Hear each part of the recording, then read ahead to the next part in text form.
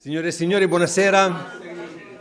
Stiamo rispettando il quarto d'ora accademico italiano. We are paying homage to the academic quarter. As you know, in Italy, classes announced at 10, always begin at 10:15 and so on. So we are respecting that. We are fully respecting the tradition. And also because we have a packed evening here tonight and very exciting. As you know, this installment is the third of three sessions that took place between the Istituto Italiano di Cultura yesterday. And I would like to thank Marina Mannarino especially for helping us in keeping all the threads together of this complicated organization. And this morning at CIMA, the Center for Italian Modern Art. And here we have Nicola Lucchi, who is the director of CIMA. And I'm not going to read you the bios of the speakers because you have the bios and you know how to read. So I'm going to tell you whatever I want about them. And I'm fortunate enough that the three people I have to present tonight, or have to tell you something about, are three people that played important roles in my own professional and personal life. So we start with two products of this Department of Italian Studies, and they are Franco Baldasso, that, as you know, had the concept of this conference and patiently went from one door to the other, proposing this conference, and his tenacity was rewarded, I think, by a very successful conference. And the other one is also a product of this department. Nicola Lucchi also got a PhD from New York University. Franco more on the literary side, literary political side, and Nicola more on the art history side. But since he worked on the Lingotto, there is all the relationship between art, visual arts, industrial art, and also some literature. So we are very proud.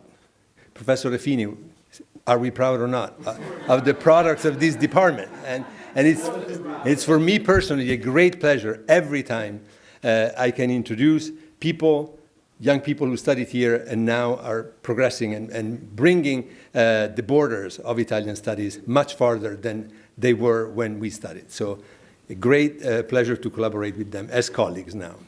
And I'm not going to tell you more about Malaparte. You're constantly exposed to it for these 2 days, but I couldn't resist the temptation, given the fact that the session taking place here is about Malaparte and cinema, to show you a trailer that has been defined by many the worst trailer ever made, and by others the best trailer ever made. No matter what you think about it, it's probably a great way, if you're studying French, elementary French, to review your articles. Enjoy, and then I'm going to come back and be serious.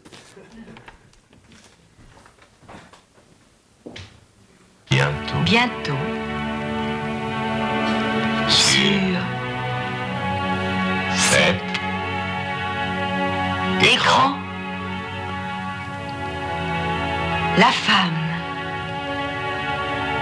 l'homme, l'Italie, le cinéma, avec Brigitte Bardot et Michel Piccoli, l'Alfa Romeo, le music-hall, la statue grecque, le revolver, le nouveau film traditionnel de Jean-Luc Godard, la gifle, la chambre à coucher, le baiser, la salle de bain,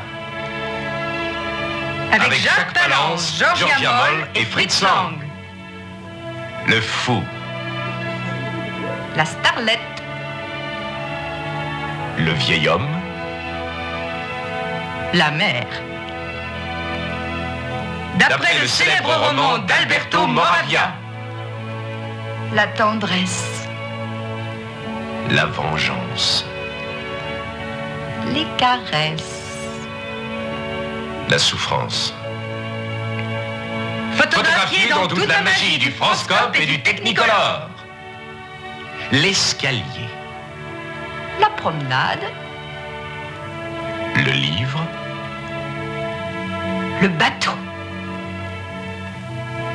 une tragique histoire d'amour dans un décor merveilleux, les disputes, le soleil, la trahison, la mort, une merveilleuse histoire d'amour dans un décor tragique, l'amour, l'obscurité,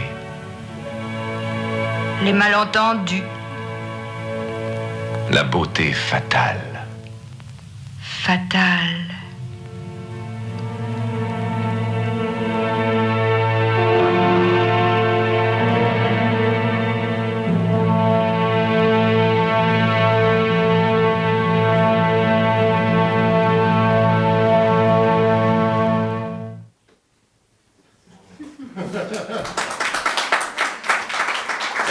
I personally think it's genius.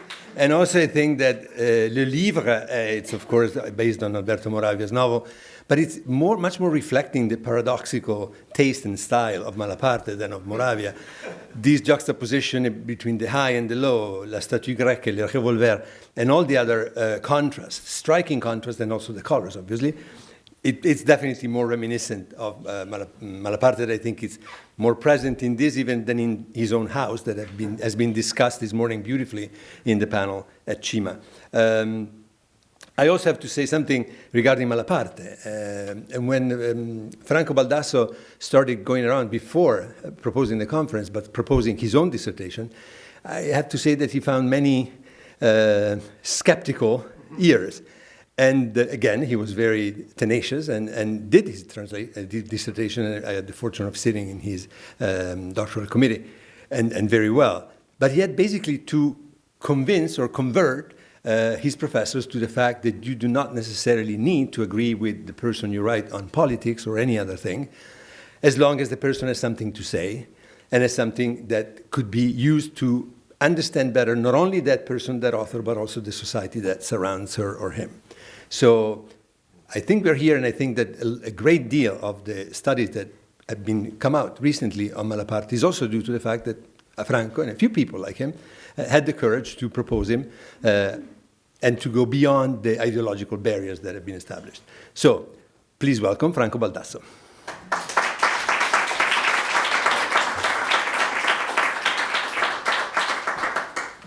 Enchanté. It's very difficult to follow up, not just to the nice words of Stefano, but also of this amazing feat. There was the trailer of Le Mépris. Talking about Malaparte is difficult. Yesterday, I discussed also Malaparte from the point of view of the difficult heritage, which is something that only partially encompasses the different directions that an artist and a writer, an intellectual like Malaparte can afford to take in a way that is very, very peculiar. We discussed a lot about Malaparte, so I won't say much more. I just want to thank again Casa Italiana for all the interesting, remarkable, and difficult conversation that I had here with Stefano, with Nicola, and the other people that were here, graduate students, and my professor really changed my life from this perspective. And it's great that we have the opportunity to talk with an international audience, and people, came to New York to discuss this despite the inclement weather. And tonight we can talk about what's available of Malaparte, the treasure trove that is in Biblioteca via Senato in Milan, where I was lucky enough to conduct a lot of research, not just on Malaparte, but also on other writers, because his correspondence, his conversation, the drawings, the material, the photographs you find there is really remarkable, and very few people, even because of ideological biases, don't take this great opportunity to explore an important and fascinating page of Italian culture and history. And I would say of European culture and history, and even beyond that, because Malaparte, after 45, became also famous in places like South America for praising Neruda in Chile when Chile was a dictatorship, or his last interview was with Mao Zedong in China. So just to try to express the kaleidoscopic work of Malaparte. Without further ado, I wanted to invite here the two important people of the Biblioteca via del Senato that we also thank for the organization of this event. And I will start with Carla Maria Giacobbe, who is a PhD in Linguistic, Literary, and Intercultural Studies with a doctoral thesis on Cultura in Russia, University of Milan, 2018. Carla has studied at the University of Catania, Milan, and Moscow, and has collaborated with the University of Milan as cultrice della materia, subject expert, and has participated as a lecturer organizer in both national and international conferences. Since 2019, she has been working as a researcher at the Biblioteca via del Senato, conceiving scientific projects on the protection and promotion of the foundation's heritage, and in particular Malaparte's archive, of which she is now curator. Since 2021, she collaborates as guest researcher at the Leiden University Center for the Arts and Society and as a professor of Italian culture at the Nuova Accademia di Belle Arti in Milan. Carla, I call her Carla because we've been in touch for a long period now, has published essays on the relationship between Malaparte and Russian culture and historical context in Italian and Russian journals and books. This year, actually, she just published Curzio Malaparte Mikhail Bulgakov, Incontri reali e letterari nella Mosca del 1929, Algra, editore, and edited Proceedings of the Italian-Russian Conference Malaparte e la Russia Bolscevica, 2021, currently in place for Luni, editrice. So please, join me welcoming Carla for her exposé of the archive.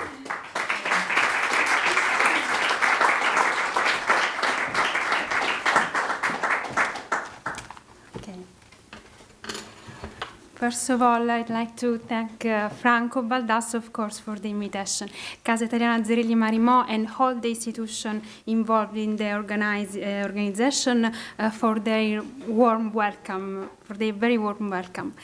The aim of this speech today is to draw a panorama on the topic of Malaparte and cinema using the specific tool of the Malaparte archive. We are going to present its consistencies and, of course, its potential role in these particular fields of studies.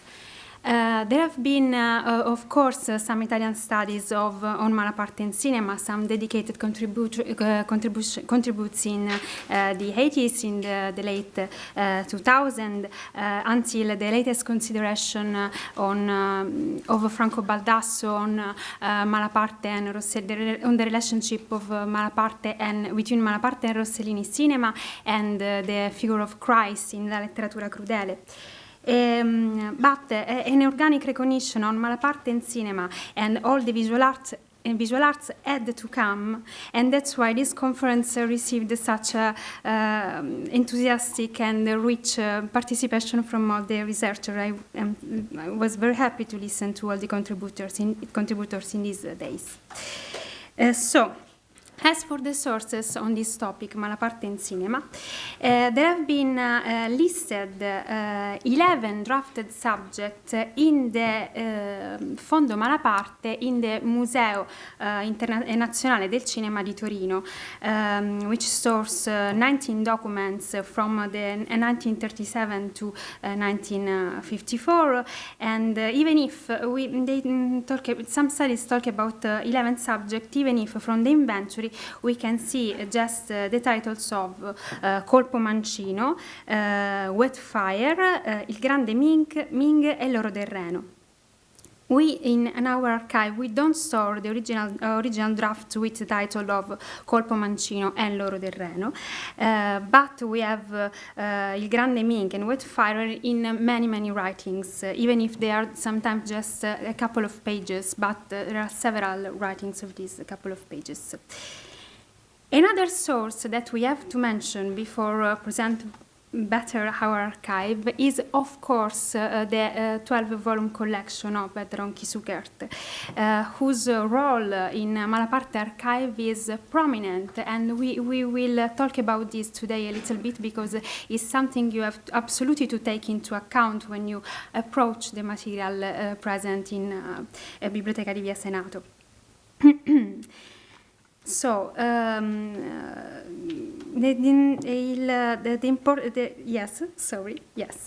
So, what do we find in the archive? We have to say that from 2020 until last year, a detailed inventory has been delivered, and we are now able to map the material of Malaparte and cinema and to draw a draft. This is what I'm trying to do today: to draw a draft of a timeline on this subject.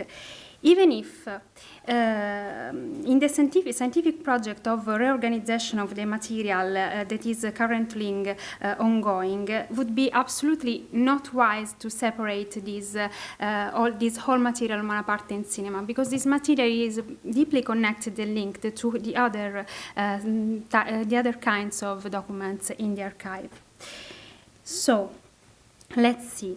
Studies on Malaparte in cinema tends to place the first encounter of the author with this topic to the in time of this of 1937, and this second number of Prospettive, the dedicated number to cinema, in which in this essay, in Malaparte Essays, La verità sul cinema, we can find actually some very interesting consideration by the author about national cinema and foreigner cinema, and all about the role of aesthetic in cinema. But actually, and of course, all the whole number is rich of interesting contribution, also showing the eminent role of Malaparte as a cultural mediator, cultural protagonist, we could say. So, among our over 200 folders, we find some draft, some pieces of uncompleted draft, like this one I'm showing you now, which is dated, as you can see, is placed in 1937, but by the evidently that's the end of the sister of Malaparte, of Edda Ronchi-Suckert. And so it is probably that was her guess, since it is a period related, it is a topic related to the period of Prospettive. But actually, in this case, as in other, in which we find the topic of cinema put in the middle of some consideration of some Malaparte's idea in some uncompleted papers in format like this. So really, they're really uncompleted draft. And it is sometimes we are not able to to find a specific date to individuate the time of the composition. But this draft, these sentences are not present, for instance, in the essays La verità sul cinema, il cinema è una porta aperta sul passato, non sul futuro, lungo corridoio tagliato da ombre violente di luci lucide.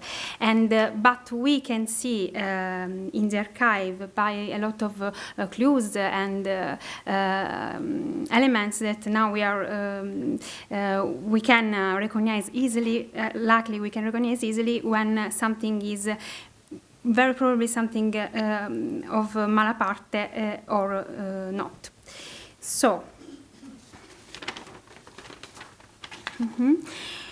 we find also some incomplete draft that we tend to place in the period right after the Forbidden Christ.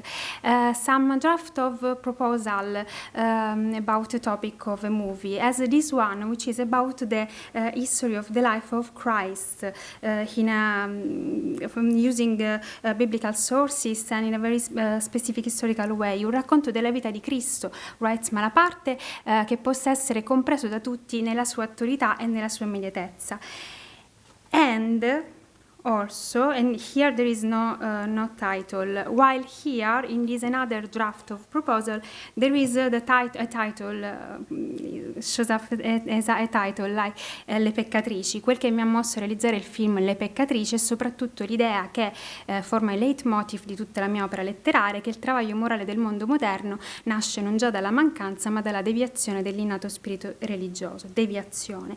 And that's one reason why I told you before that we cannot separate this cinema draft from the other part of the archive, because in some of these Malaparte really speaks about his poetics, and of course it is well shown in studies. It's been well shown that Cristo proibito, the topic of Cristo proibito are reused and re-elaborated in some other piece of work, in novels, in drafts of pieces actually, and so of course it's all kind of connected. And why do we place this draft in the period right after the Forbidden Christ? Because of this rough draft of deal with the Continental Cine, in which we talk about this movie that now is called Maria Maddalena, that is about, again, this biblical topic, and so Cristo, le peccatrici, Maria Maddalena. We change titles, Malaparte changed titles, but we can see that something changes, something is the same, so we can recognize a little bit. And this is, as I told you, a rough draft, so again, not so easy to date, but in this case we have 26th of February 1951.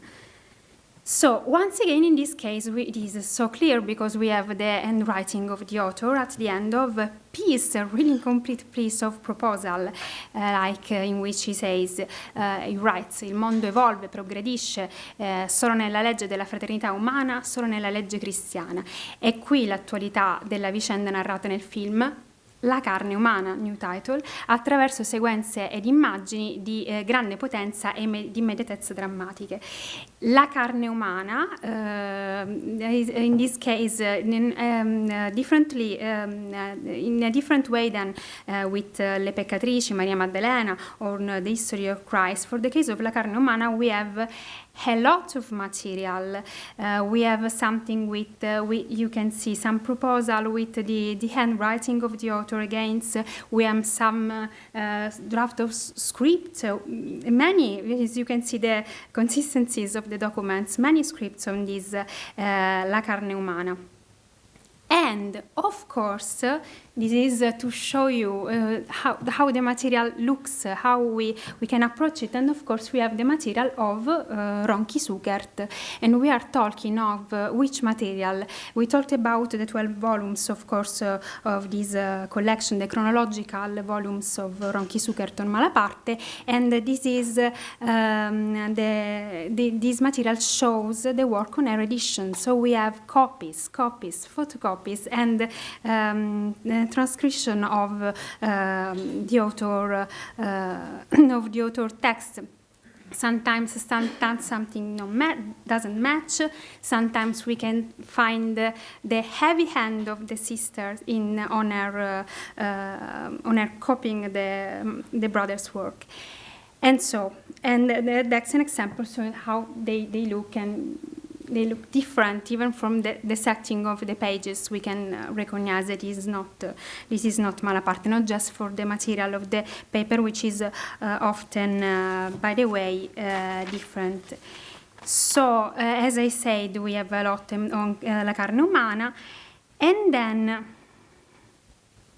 we have another draft of that is placed in 1951, La mano dell'uomo, about which Ronchi Sukert says that it is, and reasonably she says that it is probably connected with wet fire. Another piece, draft of script about the Cold War that changes in the in 54, and change a lot, titles, form, and contents.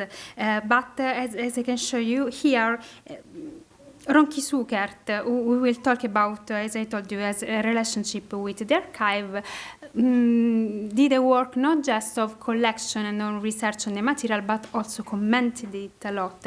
In some cases, being actually useful, but is something, of course, you have to approach with a specific eye, could say. So, again, also on La mano dell'uomo, we have a lot of material of changing names by the author. This is with it is 54, so this time we go from 51 to 54 in these ideas, because it has many other subjects in Malaparte. They evolve, disappear, and then appear again through times. And again, material, yes. So, we are now in 1952. We have a lot of Malaparte experts know very well the work Lotta con l'Angelo that was almost finished, and also Luigi Martellini, the important critic Luigi Martellini, published it in the first years of 2000, saying that it was kind of a specific genre because it was not just a draft. Was a script that never arrived to cinema, but it keeps its own genre in a way and has to be studied with specific tools in this way. So we have Lotta con l'Angelo, and as we can say that had to be finished within the 31 of August in 1952. So, because as we know, there are these here very frenetic, with the urge of doing something more in cinema. A lot of producers, we will see, asked for Malaparte collaboration after the success of The Forbidden Christ, success in Berlin, in the States, in Cannes. And so in 1953, for instance, it is a whole completely different kind of material because it's photocopies, the deities from the sister, as we can see, and there is a detailed idea of a movie that had to be commissioned to Malaparte about the movement of the Garibaldino movement. So we have actually no idea if he was interested in doing this. We have no other testimonies of his interest, but there is this list, this material, this kind of this work on this subject, and we don't know if it is a kind of a suggestion, the material suggesting something to Malaparte or something he owned. Even if, as I told you, from the setting of the pages and other elements, we understand when is Malaparte, when is not. In this case, it is not evidently Malaparte. So, one source of huge importance in the archive, of course, is the letters. We have, for instance, from Eugenio Fontana, producer in Cristo, proibito, The Forbidden Christ, very interesting exchange of letters in the 50s. And he talked in this year, we are now in 1953, he talks about Camas Caliente and Robinson. That was, by the way, a title of a draft of completely different years, so it's something that comes back in elements that comes back in time. And we have, in this case, we know that he suggests that he should stop working on Robinson and Camas Calientes and point everything on Questa è l'America, because his proposal was really interesting, and there should be also a specific scene of a child we can read that could have received enthusiastic reaction from all the audience all over the world. We don't know very well about this Questa è l'America.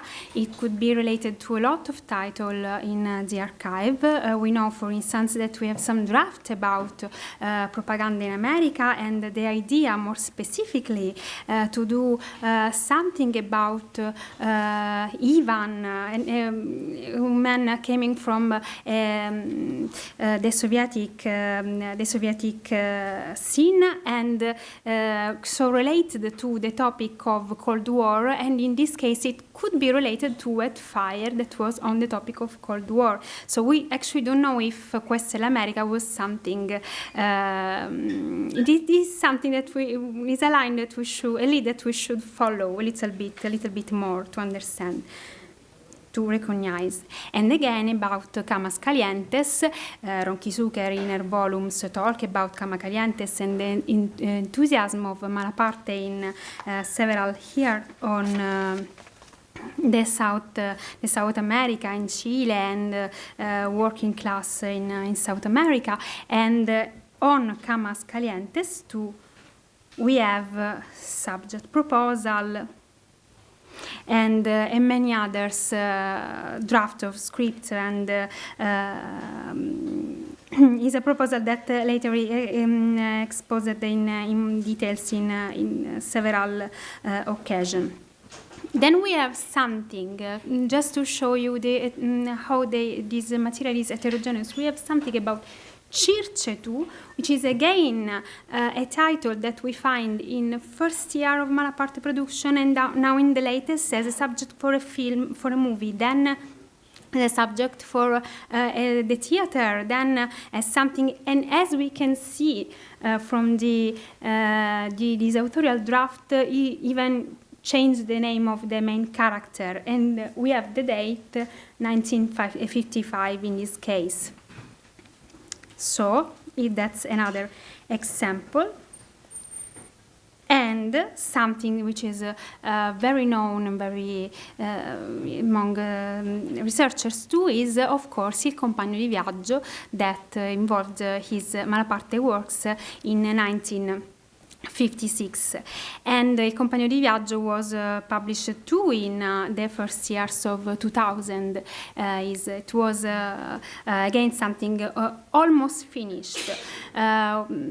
But we have almost finished, yes, and we have this in 1956. We have a lot of contracts and draft of deals that are very specific and full of details, and actually talking about what it's worth to see in Malaparte archives, I think that these kind of documents are really interesting, because as Franco said before, through Malaparte archive we can find a lot about other authors, of course, letters and ideas from other authors, yes, even scripts from some unknown authors. There are scripts that have been sent to Malaparte to be read and to be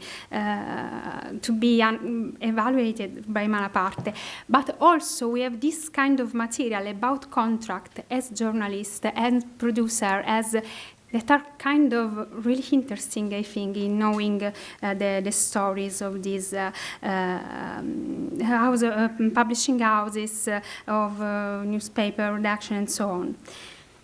So, and then in the latest years, among other movies, we can find Bambola di Carta, another very interesting subject for a movie that actually starts here. The first scene is here in New York in the building of United Nations. And is, as I said, another subject for a movie that was kind of in an advanced stage, and is one of some others of these latest years. I'm talking here about the most completed, the ones that recurs many times. And so, what do we have on the Forbidden Christ in the archive? Of course, we have some draft on the idea of the novel, because we know that the Forbidden Christ as originally starts from the idea of a novel. And of course, we have some draft of the scripts and the material, the actual material of the movies. But we do have also a lot of newspaper clippings with the reception of this movie from all over the world in many languages. It's huge. We have huge consistencies of these newspaper clippings. So it is, of course, a lead for some research. This one too.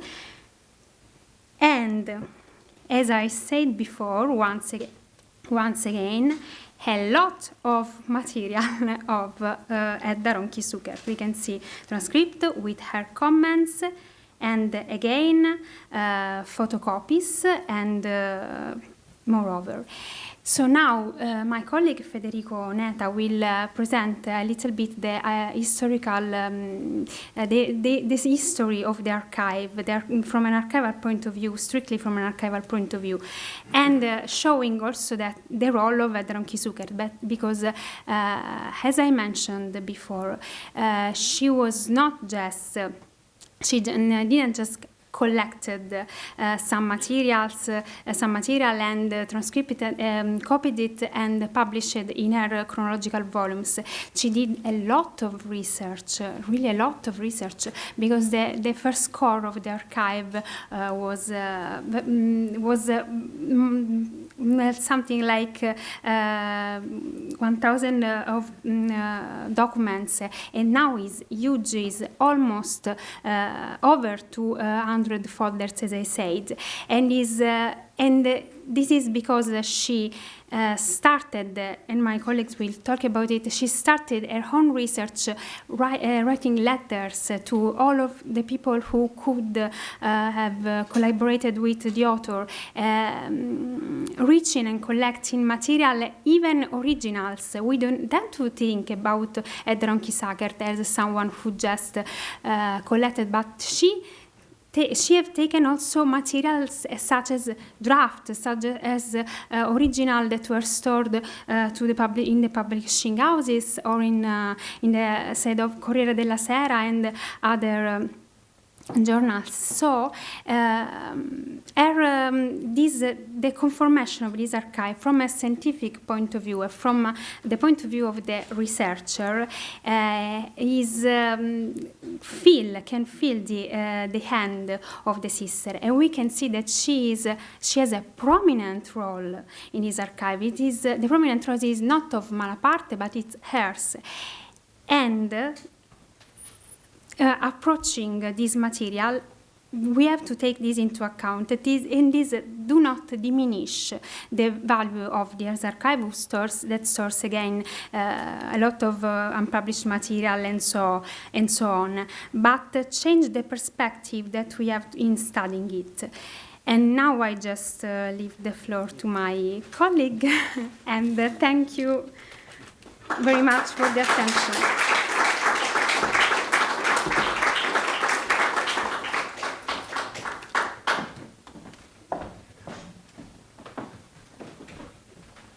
Thank you so much, Carla, for this very exhaustive and also passionate description of the archive and also what you do at the Via del Senato.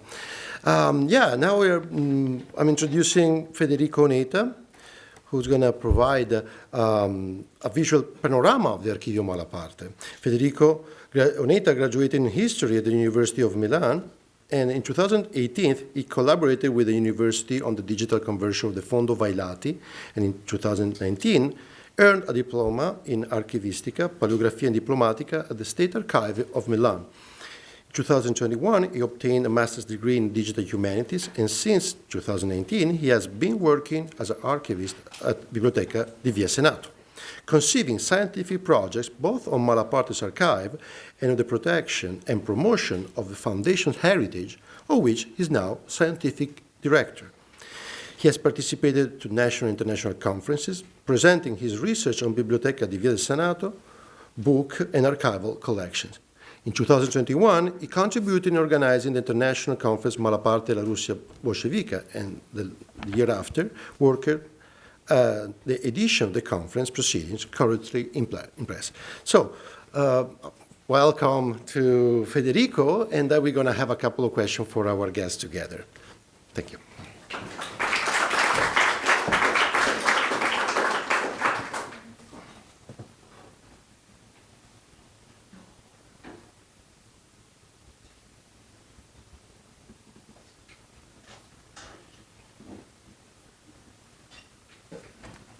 Thanks for the invitation.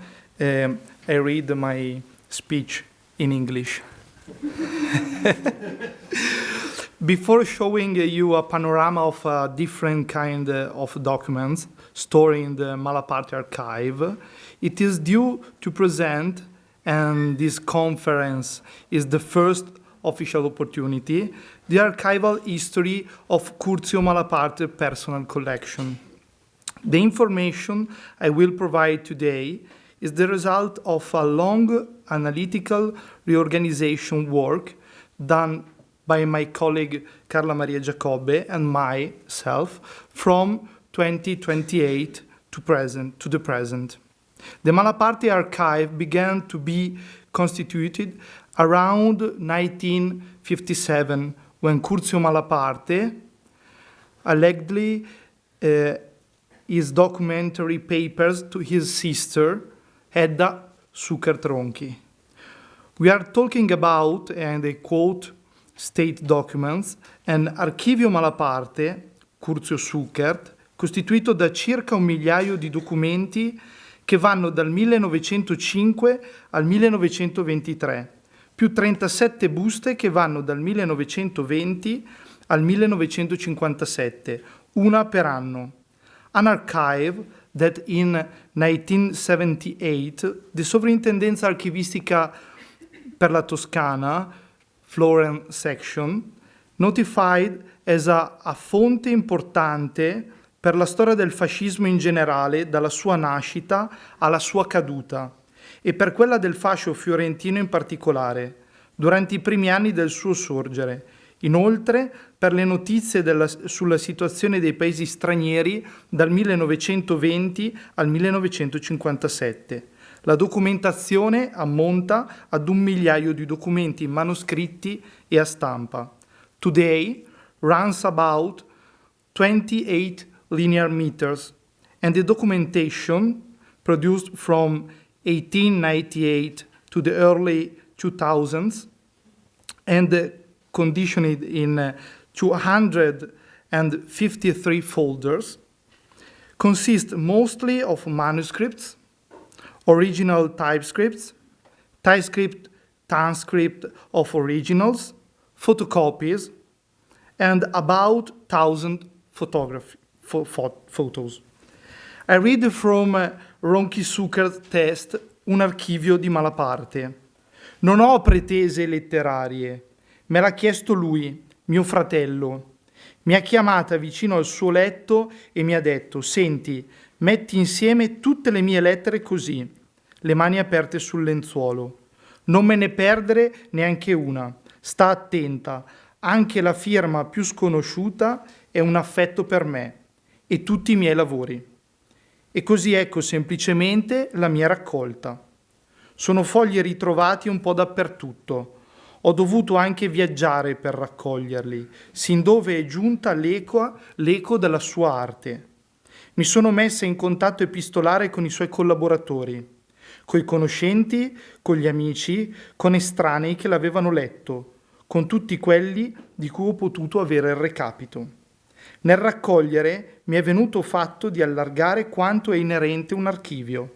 Ho cioè introdotto quanto faceva l'ambiente di Malaparte, la sua epoca.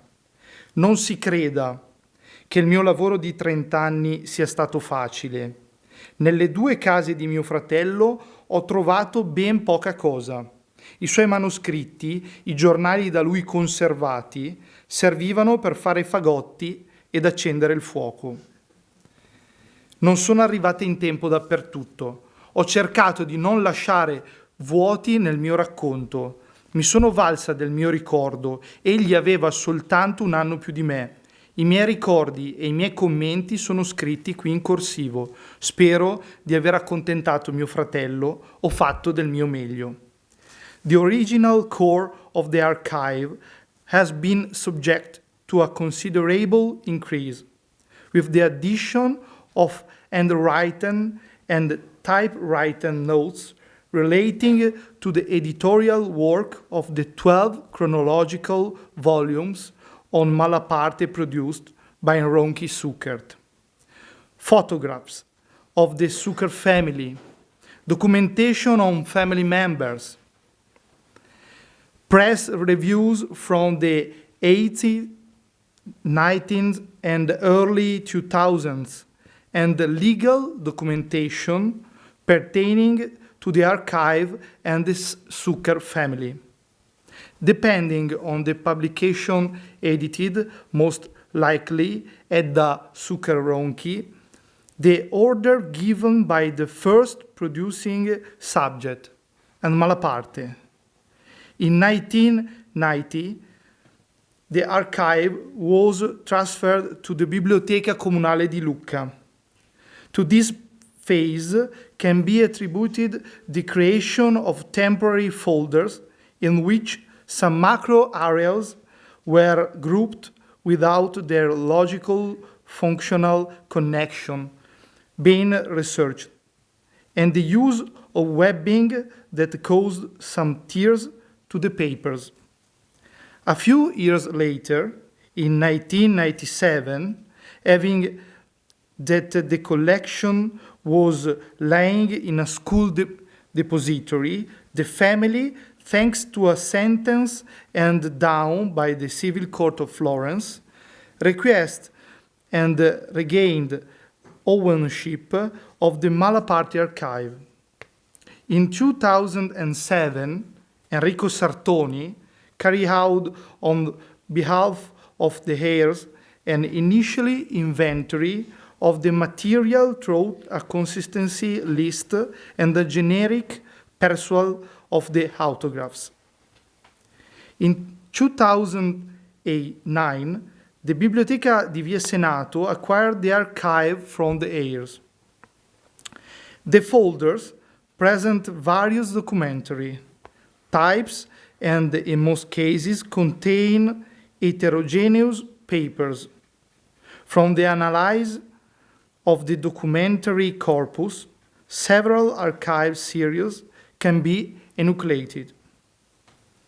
It is as if in 2009, folders containing an amalgam of materials generated by Ronchi Zuckert's editorial work arrived in Via Senato, which only after analytical description operation can be subdivided into several series currently in course of definition according to both scientific and archival criteria. For sure, we have been able to estimate how many producing subjects there are in the archive: Malaparte, Edda Ronchi Zuckert, the family.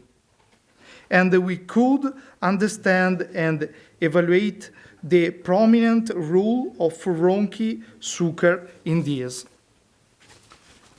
The title of Gabriella Giannichi's books, Archiving Everything, Mapping the Everyday, seems to represent well the reality of our archives. An everyday life that, in the context of Malaparte archive, is certainly primarily literary, but then also we find all kinds of documents about the profession, the passions, the letters. Since the topic of this important conference is Malaparte and visual arts, my overview on the archival material today intends to present what is worth to be seen in this archive, having also the occasion to show the heterogeneity of this material from an archival point of view. Among the various materials are handwritten drafts of the covers and the title pages of the author's works.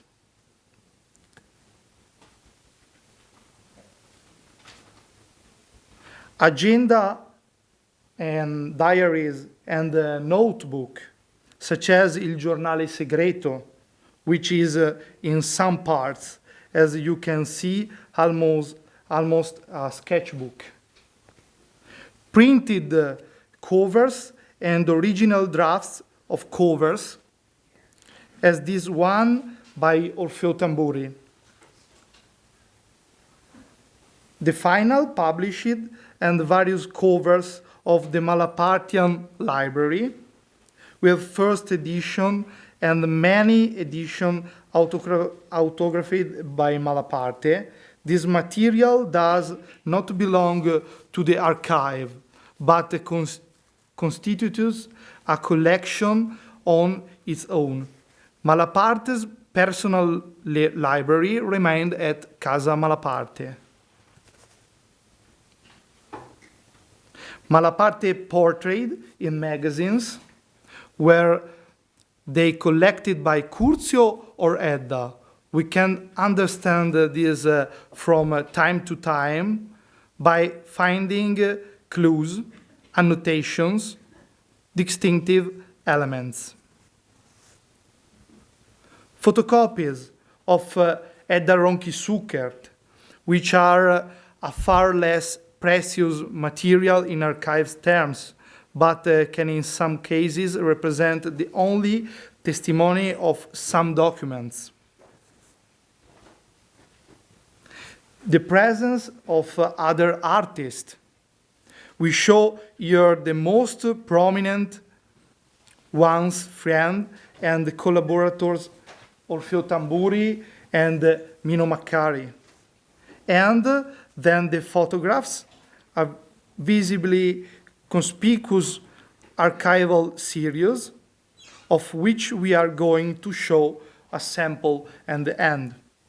In this part of the archive, we see different Malapartes, the photographed and portrait Malaparte and the photographer Malaparte. Photographer Malaparte portraits could be in some cases artistic pieces. Sometimes the authorship is recognizable. Here again we have a Tamburi, and sometimes it is not. That applies also to the portrait pictures. Malaparte is often photographed by the photographers whose names we do not know. We talk about reproductions of photographs of Malaparte collected by himself, but in the greater consistency certainly collected and preserved by his sister or his family. Apart from the photographic archive itself, there are photographic presences throughout all the archive, often attached to the letters, as in the case of the numerous readers' letters of the columns Battibecco in the 50s. And the second part, Malaparte photographer. As Michele Buonuomo, owner of an important private collection of Malaparte photographer in the years of his collaboration with Corriere della Sera, wrote in his contribution for the proceedings of the 1987 Prato Conference Malaparte Scrittore d'Europa, the use of photography most likely came from the journalistic profession, and especially the correspondent one, from the war zones of the World War II. A quote from Buonuomo's text describing his personal collection of Malaparte photographs. Nel gennaio del 1939 Malaparte parte per l'Etiopia e lì comincia la sua carriera di inviato davvero speciale. A distanza di quasi 50 anni abbiamo scoperto che Malaparte torna dall'Africa con una novità per quanto riguarda il suo lavoro di inviato speciale. Torna con una consistente serie di immagini fotografiche da lui realizzate lungo il tragitto dal lago Tana ad Addis Abeba. È una novità assoluta nel suo lavoro di giornalista. Finora, infatti, non erano state trovate tracce di materiali fotografici precedenti a questo servizio realizzato in Africa. Le schede fotografiche di Malaparte assumono all'interno della sua esistenza una connotazione particolare. Esse sono il segno di un mutamento, in quanto non retoriche né fotoamatoriali. Esse evidenziano un'apertura di Malaparte nei confronti del reale e una conseguente abbandono delle precedenti matrici culturali. È chiaro che intervengono nella scelta di Malaparte anche altri fattori, non ultimo il fatto che dal 1933 il Corriere della Sera pubblica i servizi fotografici in sostituzione di vecchi disegni impiegati a titolo illustrativo. Malaparte never used these images. Indeed, the material remained unknown even to the editorial staff of the Corriere della Sera. The fact remains that it is material that today proves to be of extreme interest, both for its photographic quality and for the capacity for annotations of character, reality, and the humanity that Malaparte manages to concentrate in the space of a frame. Here, again, it is worth reiterating that, as Michele Bonuomo made clear in his essay, no attempt is being made to invent a new role for the complex figure of Malaparte as a photographer, in the most specific sense of the term. Malaparte made use of the language of photography as an extension of his own specific literary language. Even to a huge part of the Malaparte photographer collection is in the private one of Michele Bonuomo. We do conserve some important of author behind the photographical lenses, as we will see private and non-artistic pictures, and above all, the China service. The photographs he took in China in his last years, which represents, all together with the documents and China material, an important and unknown part of archive. Generally speaking, we preserve two main archival series of photographs, in the archival sense, meaning homogeneous groupings of photographs. The above mentioned China series, object of some current digital and scientific projects, and the most substantial and scenic one, the series of the set of the Forbidden Christ, of which we will show a few in a minute.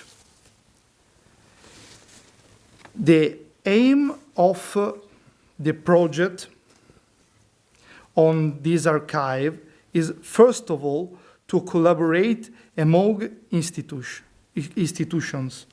The Museum of Cinema di Torino, the Istituto Italiano di Cultura a Canton, and some others potential collaborators we found during our research work.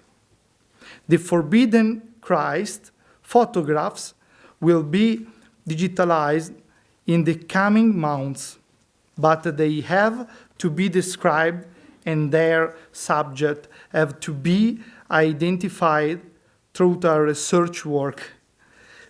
Digitalization will allow better preservation and searchability of the material. The photographs in question are mounted on cards and bound in albums, making difficult to assess them. Let's watch 2 minutes trailer on our photographic archive.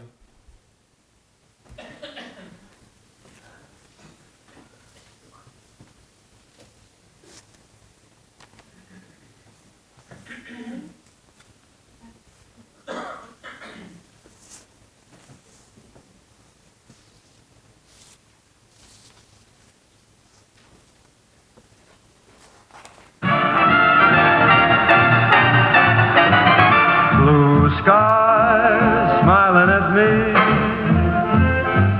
nothing but blue skies do I see. Bluebirds singing a song, nothing but bluebirds all day long. Never saw the sun shining so bright, never saw things looking so right. Noticing the days hurrying by, when you're in love, my, how they fly.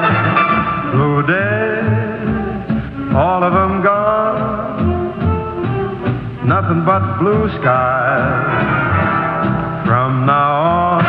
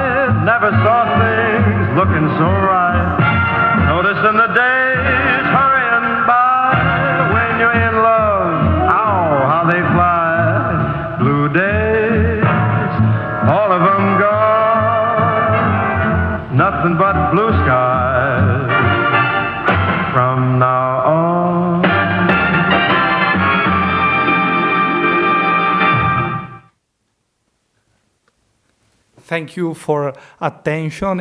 I'm so sorry for my terrible English.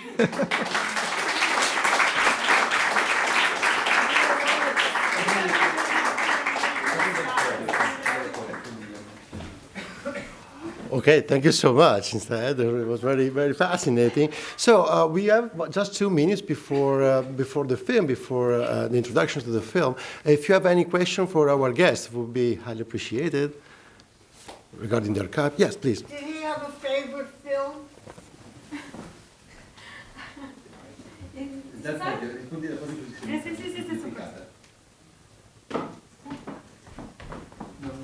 It's hard to say, actually. We can say that it sometimes in Giornale Segreto, for instance, it keeps no. Favorite artist that he liked to work with? It's hard to say. I actually, yeah, Russe. Is it possible? Where he liked to film? Okay. Some critics of, yes.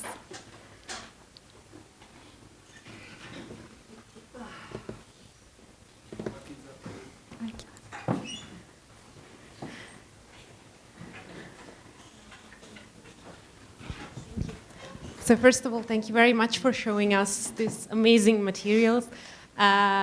We know that they are very hard to see, so thank you.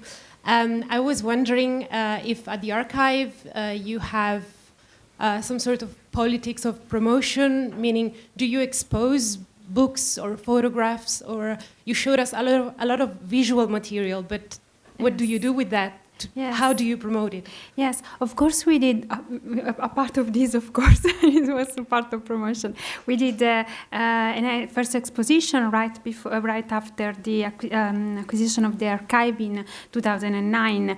Then for the conference of Malaparte in Russia that took place in 2 years ago, we had an exposition on the material of Malaparte in Russia, and we do not often have exposition of Malaparte's archive, also because there is always some bureaucracy. But yes, it is being promoted in some occasion, and also we can assure you that we have a lot of researchers. Most of you are here that came from all over the world for the archive. We are lucky in this sense. A lot of work, but we are lucky.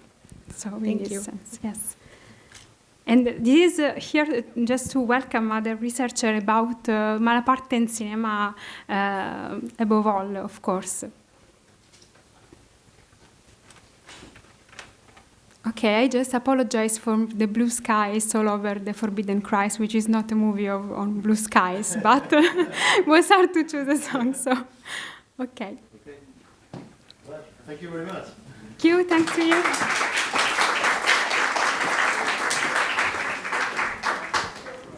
Thank you very much for this great presentation of what is available in your archive and the invitation to use it, because archives are that's the purpose.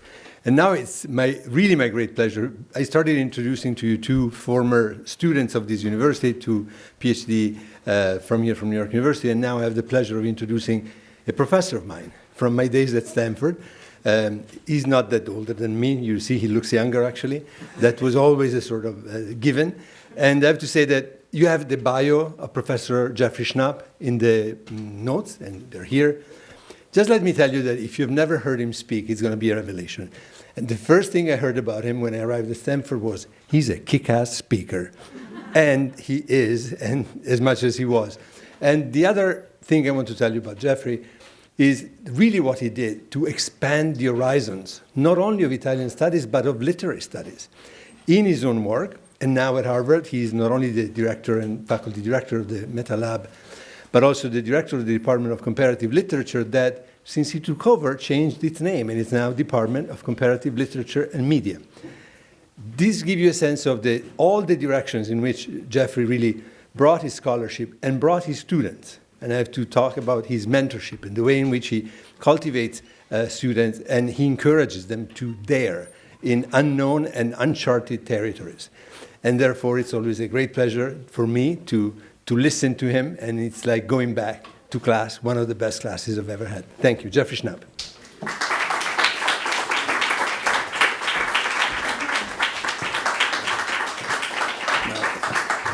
Thank you so much, Stefano, and thank you to the organizers, the different institutions involved, Nicola, Franco. It's a real pleasure, and to revisit Malaparte is a particular pleasure, and I'm going to plug myself in here if I can. Okay, there we go. Take a second to mirror.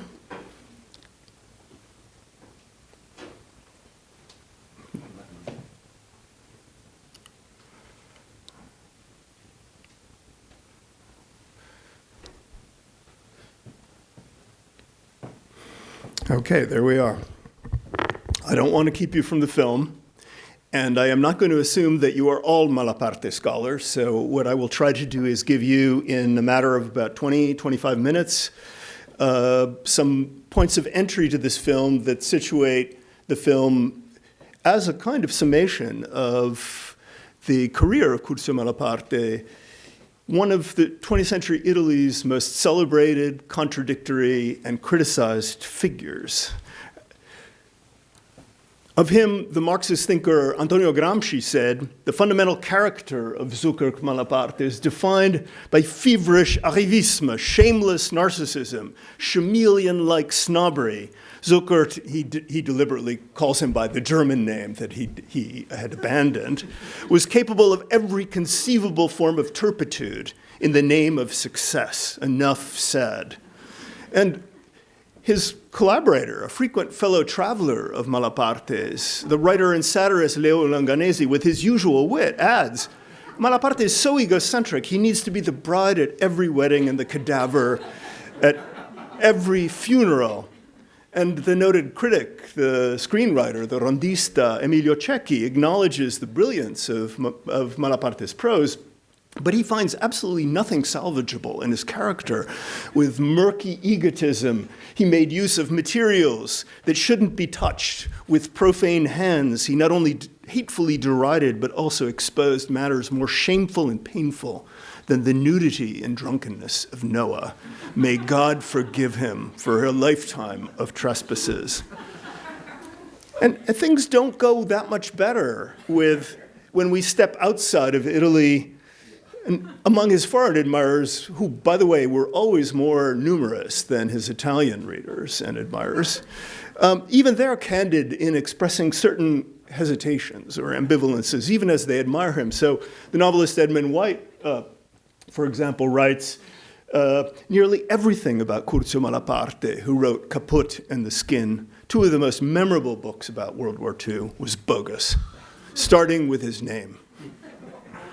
And not to be exceeded, the critic and artist Gary Indiana writes, he embraced ideas with the grip of an octopus and abandoned them as casually as Kleenex, referring to Malaparte's famous capacity for shape-shifting and for disruption.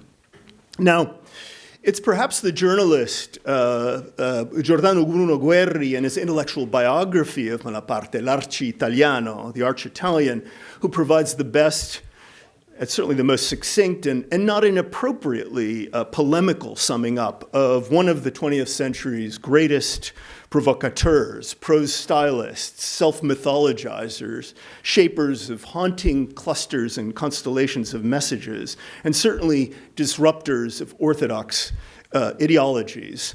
And Guerri writes, and this could be a portrait of Guerri himself, by the way, if you know him.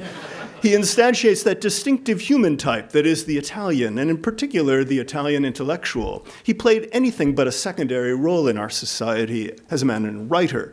He's far more representative than either he or Italian society might like. A titanic embodiment of the average Italian, deformed in a magnifying glass, prolific and hypertrophic, as regards our national vices and virtues. An arch-Italian. He was an opportunist. He had no sense of the state. He practiced all too familiar duplicitous moral codes. He was cunning in ways every Italian must necessarily be in order to be successful. But he was haunted by the awareness and the attendant shame of his duplicity. But always hovering in the backdrop was the naivete that renders tolerable cunning Italians, particularly when successful. Now, there's something wrong with that account, because it's not so much the drive to achieve arch-Italianness that is the engine behind Malaparte's career, but rather a drive for resemblance between the world and self, that expresses itself in a legion of formulae that recur in his writing, and we'll find echoes of in this film. Resemblance, a kind of lifelong quest for a country that resembles me, to cite a favorite author and a favorite text, Charles Baudelaire and Invitation au Voyage. He was born Karl Erich Zuckert, reborn as Curzio Malaparte by taking the good, the bona, out of Napoleon's name, Bonaparte, and substituting it for the Malaparte, the bad, the evil seed, the evil party. And in that context, Zuckert set out on a homeward journey within the setting of modern homelessness.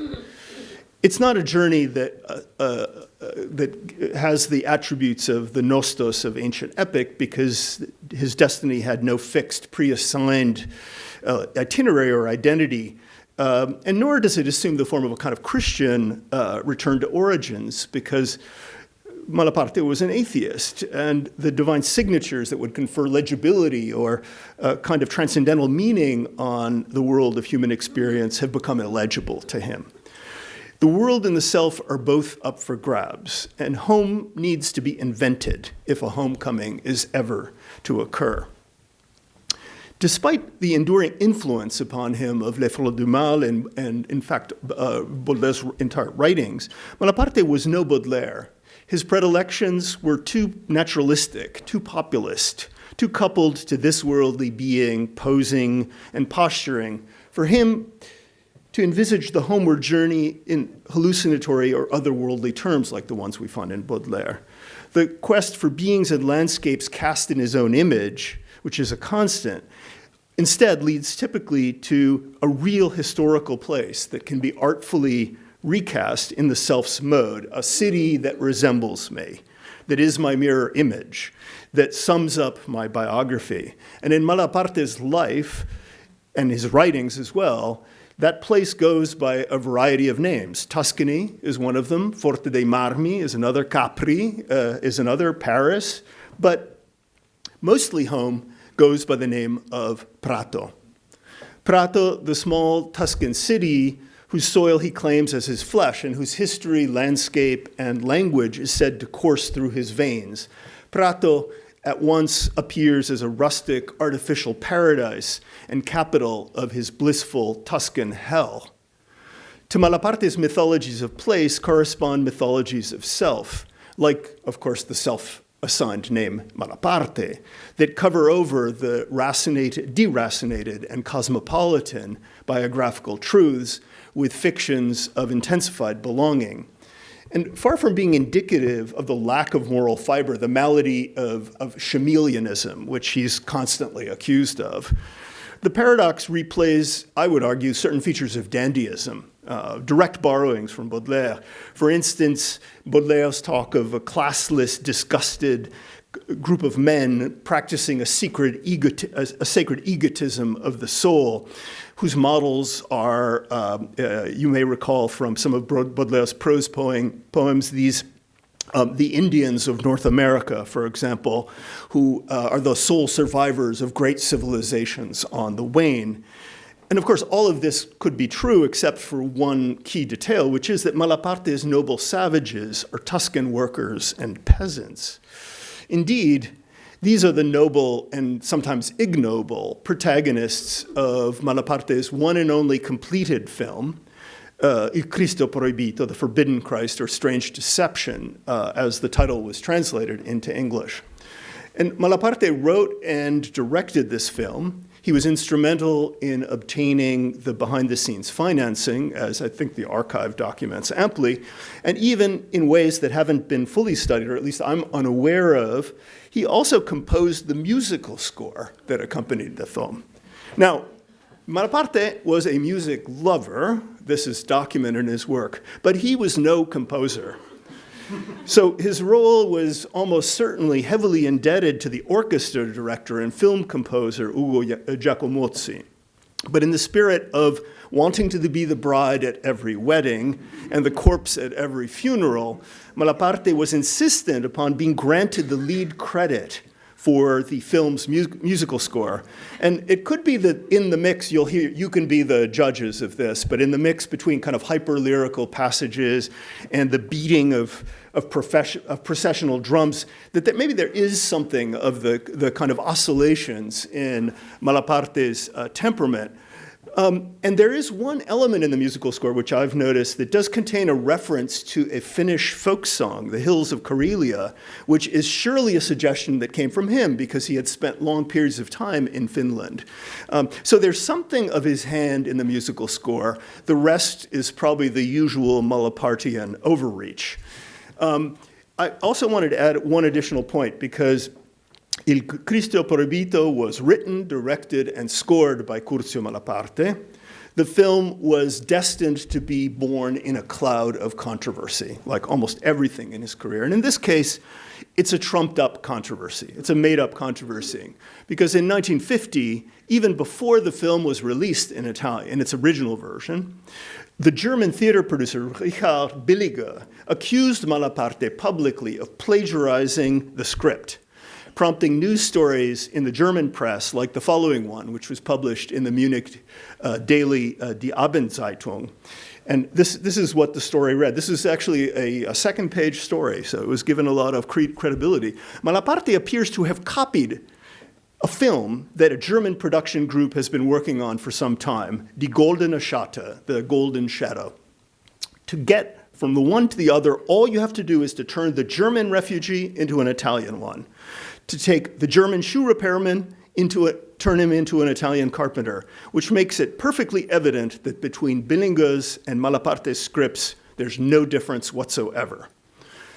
Now, Malaparte's German accusers were mistaken. As Carla, I think, already showed, Cristo proibito was born as a novel. Like many of his scripts, there's a kind of fluid relationship between the scripting and the construction of novelistic accounts. And this was a script that he had circulated already in the late 1940s. In fact, its first reader is a fascinating figure whom I've been interested in for a long time, the French historian Daniel Halévy, who's the author of an essay, an influential essay on the acceleration of history, but also the author of the standard letter that prefaces Georges Sorel's anarchist reflections on violence. And it's that kind of heterogeneity of those circles, those intellectual circles, that really characterizes Malaparte as a figure. Now, leaving this controversy aside, Cristo proibito lands right in the middle of the final decade of Malaparte's career, and it reflects nearly all of the leitmotifs and obsessions of his writing in so many different areas. Malaparte dedicated his entire lifetime to shuttling back and forth between elitism and populism, anti-clericalism and Catholicism, fascism and communism, primitivism and modernism, expressionism and lyricism. You could keep on going. The list generates itself almost. And his literary corpus is really extraordinarily varied and capacious, even if it does have some very consistent attributes. It encompasses journalism, travel and sports writing, biographies, novels, poetry, short stories, essays, political writings, travel logs. I could go on. There's even a variety show, Sexophone. We saw a slide with it. And in many ways, it's a career that was modeled after a figure who haunted Malaparte's imagination, who was Gabriele D'Annunzio, and that would itself be a long story, but it certainly prefigures other nonconformist intellectuals like Pierpaolo Pasolini. Now, for those of you who aren't fully familiar with his corpus, I'm just going to mention a couple of highlights because I think that they are relevant to some of the features that come out in the course of Cristo proibito. It's a production that begins, or one of its most salient early moments, with a scathing indictment, Viva Caporetto, of the Italian High Command's role in the greatest defeat in Italian military history, the 1917 battle between the Austro-Hungarian forces and the Italian forces in Caporetto. It's followed by L'Italiano, a collection of poems and witticisms, a work in French, Technique du coup d'État, a kind of critical and creative set of creative reflections on modern seizures of power. It's a kind of political science essay that looks into the role of, into the Russian Revolution, analyzes the figure of Lenin, to whom he'll come back later. It looks particularly at Napoleon as the inaugurator of a new style of political action. And it extends to an analysis of the phalangists in Spain and Benito Mussolini and his march on Rome, and even raises speculatively at this time the prospect of Hitler's reaching power in Germany. We have other texts similarly dedicated to these kinds of political themes, but also hagiographies like Vita di Pizzo di Ferro, a kind of hagiography of the aviator, fascist politician Italo Balbo, who was not sufficiently impressed with the hagiography, and next thing you know, Malaparte was speaking ill of him, making fun of him, debunking him, and ended up being sent into internal exile as a result by Mussolini. We have Sangue, a short story collection that highlights the morbid, kind of discomforting aspects of human existence through a kind of investigation into blood, which is a theme I'm going to come back to. I could go on through this list. I just want to highlight a couple of other points which might seem a little bit more surprising. We have, for example, in 1949, a book on the two cyclists who were dominating the various European competitions at the time, the Campionissimo Fausto Coppi and his great rival Gino Bartali.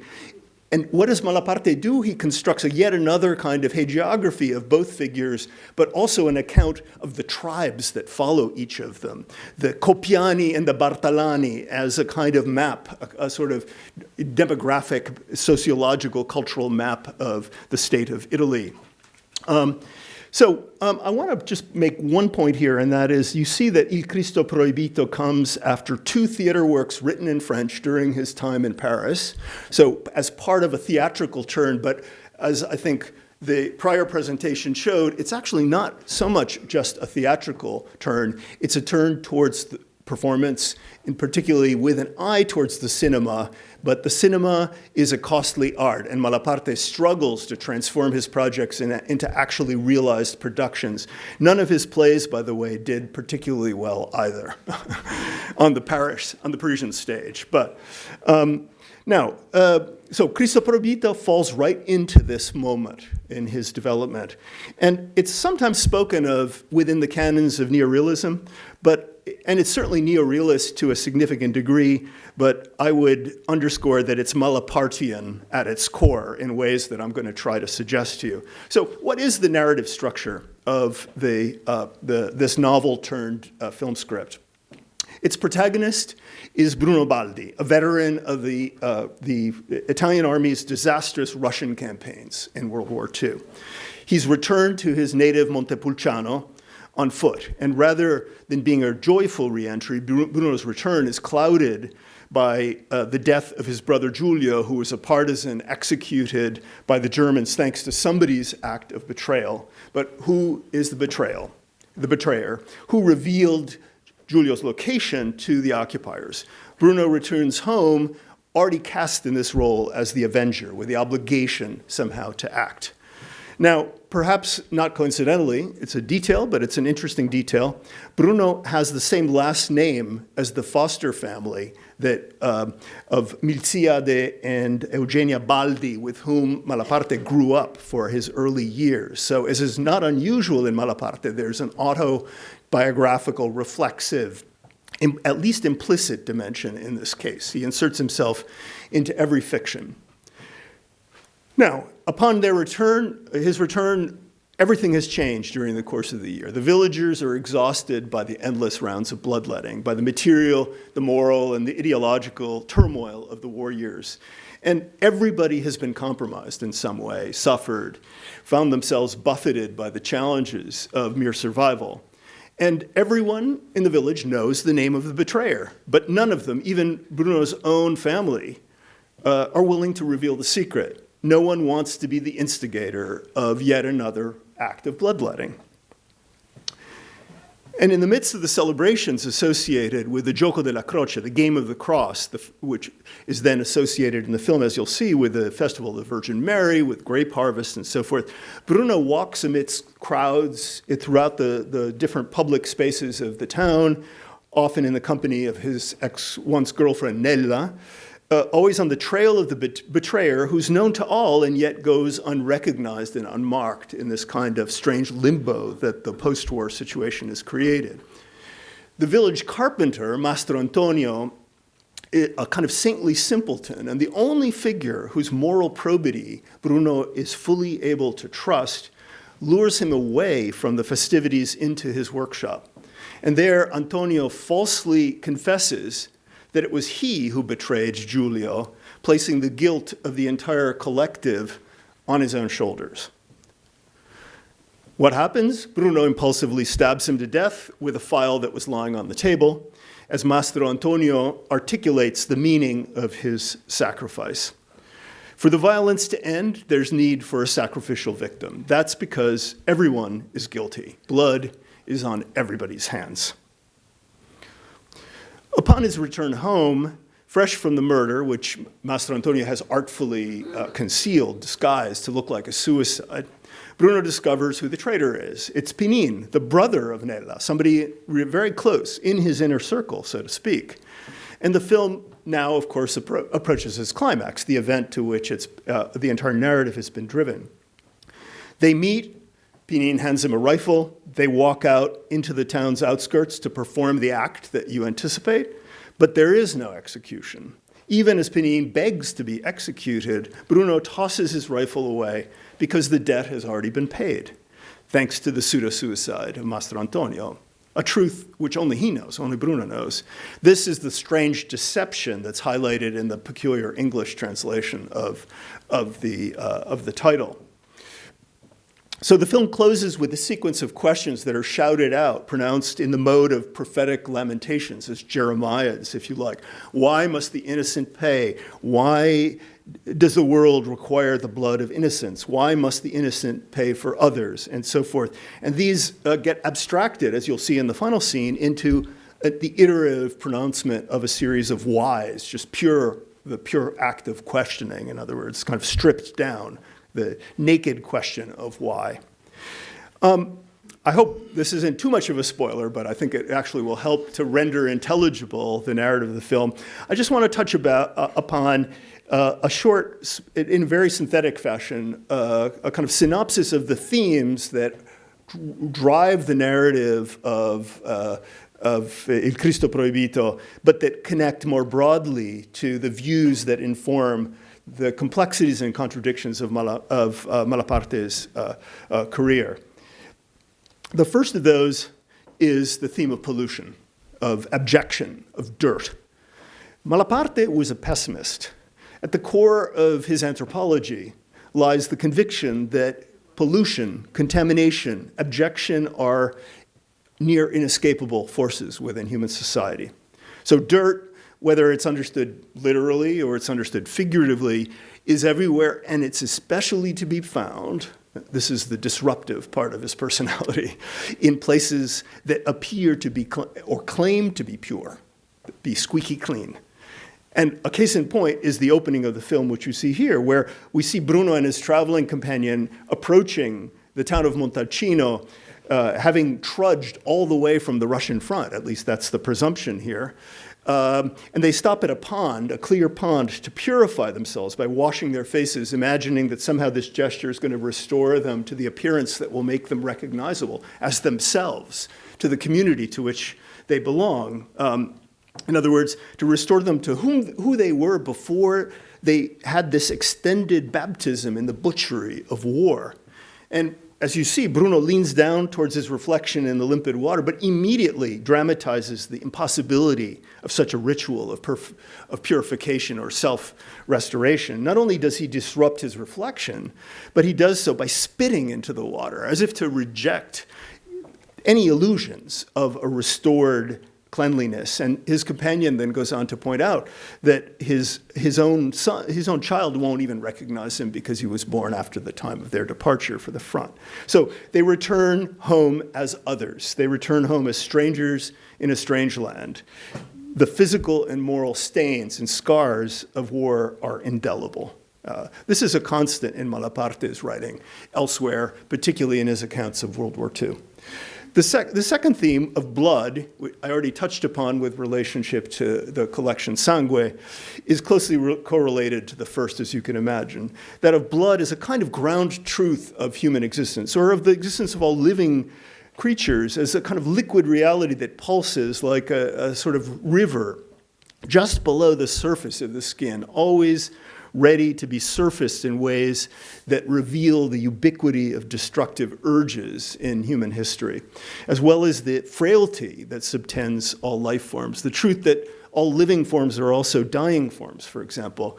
And blood is integral to this kind of, to the sacramental illusions of a desacralized world in Malaparte's works of the imagination, a world in which rituals of purification tend to trigger ever new cycles of contamination rather than resolving, if you like, the issues that are at hand.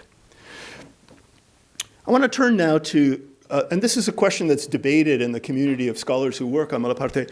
And again, I think realism and neorealism is a term that captures a great deal about this film, but I'd prefer to talk about visceralism, because I think it suggests an affinity, which was touched upon in this morning's conversation, for not so much for the canons of naturalism and realism or the way they were recodified in the middle of the 20th century in cinematography, but rather for a kind of neo-Baroque cult of the brute physicality of life forms and their material traces.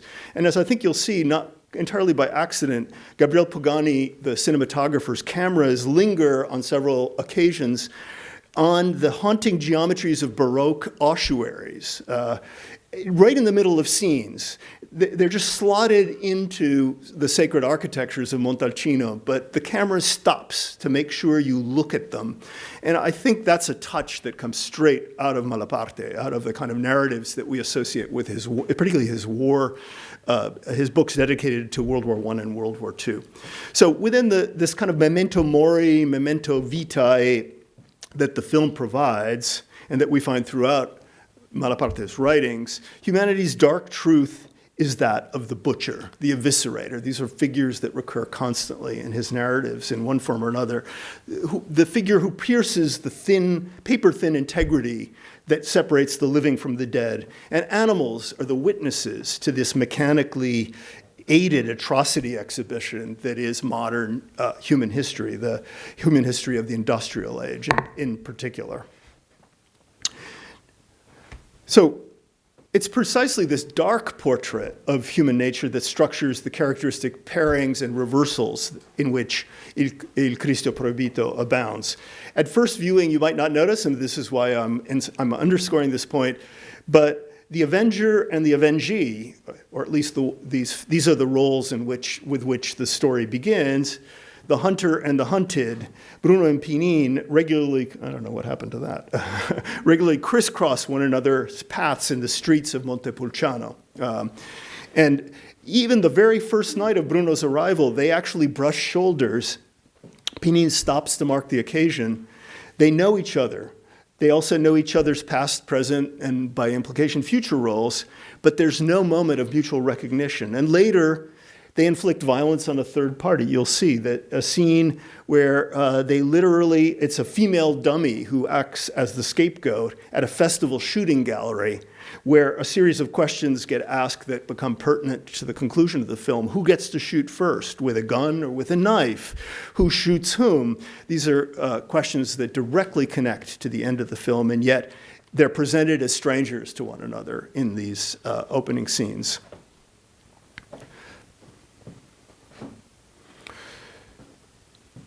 Malaparte was a man of the right in terms of his intellectual convictions.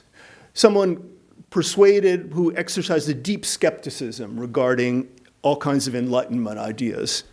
And morality and rationality are always explored in their boundedness, not in their as a sense of opportunity, but rather as illusions, as being limited elements within human societies and culture. They're always trumped by more powerful creatural urges and forces.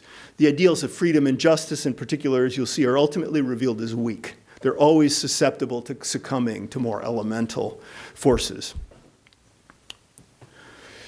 Rootedness, primitivism. This brings us to one of the core mythologies of Malaparte's self-construction, this personal myth that he elaborated. He fantasized openly that his true father was the Pratese ironworker, Milzia de Baldi, not his actual father, whose name was Zuckert. And Milziade's populous Tuscany is a place where human individuals are rooted in a rustic, austere, elemental, human, and natural landscape in which life has been whittled down to its core truths, to its core moral codes and components. Far from being a symbol of Italianness, this Tuscany stands out against conventional notions of Italian national identity, thanks to its authenticity, its scorn for stupidity. I'm paraphrasing from Maledetti Toscani, Cursed Tuscans, one of the books that's on that list. Its freedom from illusions. And Malaparte's Tuscany is sometimes more tendentially Etruscan and Hellenic than it is Roman, and its moral ground is built on respect for ritual, for duty, for elementary forms of association.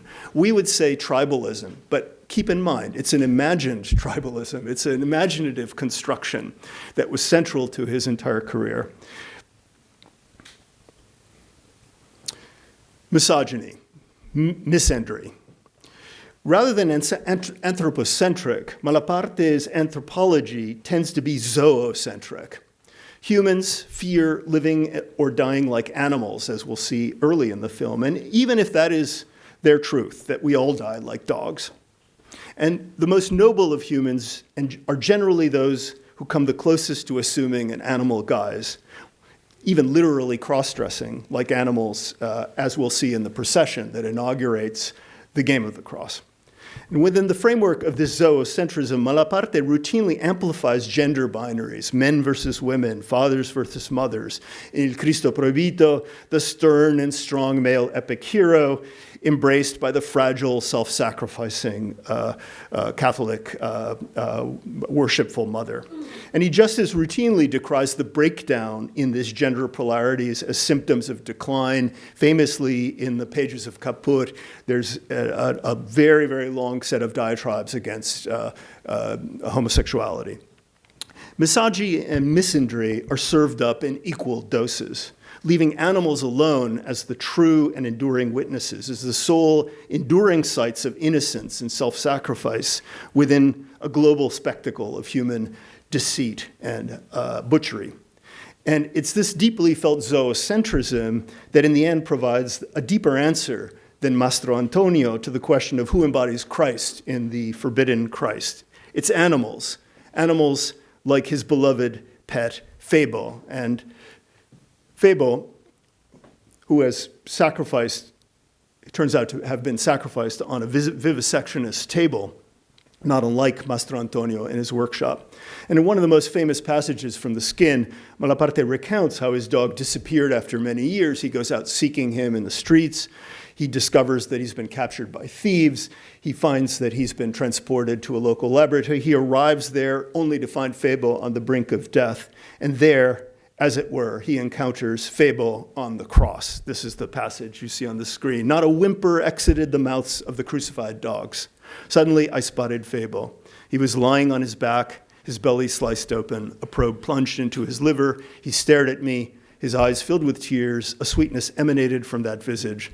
I saw Christ in him, the crucified Christ, a Christ looking me in the eyes with miraculous sweetness. Febo, I said, speaking softly as I caressed his forehead.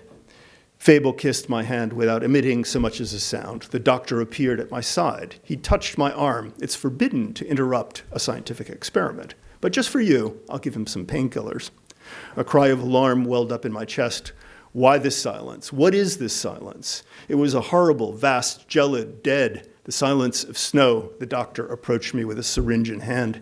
Before operating on them, we sever their vocal cords. And with this quote, I close. Enjoy the film.